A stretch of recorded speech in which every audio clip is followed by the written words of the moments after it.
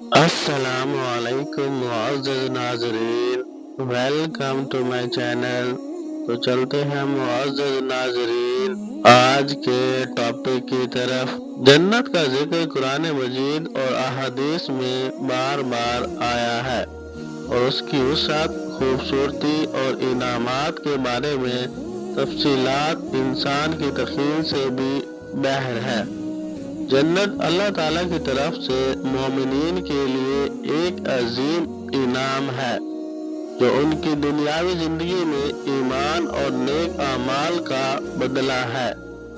جنت کی وسعت اور اس کی خصوصیات کو سمجھنے کے لیے ہم قرآن اور حدیث کی روشنی میں غور کریں گے۔ جنت کی وسعت۔ قرآن مجید میں جنت کی وسعت کا ذکر کئی مقامات پر ہوا ہے۔ سورۃ آل عمران میں اللہ تعالیٰ فرماتے ہیں، اور جلدی کرو اپنے رب کی مغفرت اور اس کی جنت کی طرف، اس کی چوڑائی آسمانوں اور زمین کے برابر ہے۔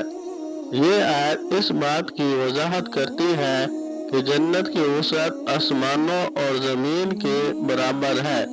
یہ ایک ایسی وسعت ہے جس کا اندازہ انسان کے محدود علم سے ممکن نہیں۔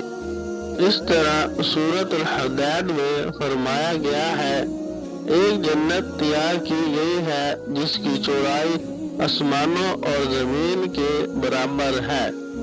ان آیات سے معلوم ہوتا ہے کہ جنت کا دائرہ کار کائنات سے بھی زیادہ وسیع ہے۔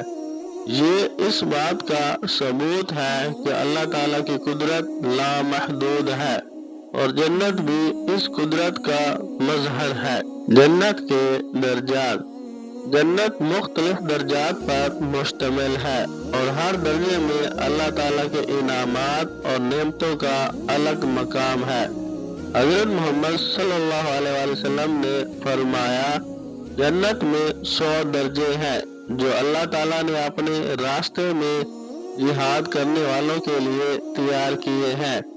ہر 2 درجوں کے درمیان اتنا فاصلہ ہے جتنا آسمان اور زمین کے درمیان ہے۔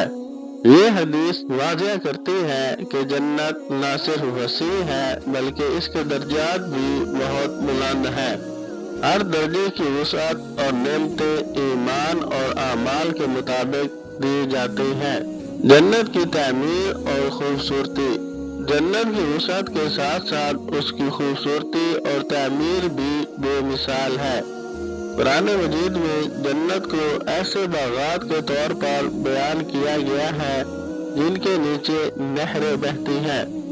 وہ لوگ جو ایمان لائے اور نیک اعمال کیے، ان کے لیے ایسے باغات ہیں جن کے نیچے نہریں بہتی ہیں۔ یہ باغات نہ صرف وسیع ہیں بلکہ ان میں پھل، خوشبوئیں اور خوبصورت مناظر موجود ہیں جن کا دنیا میں تصور بھی ممکن نہیں۔ جنت میں رہائش۔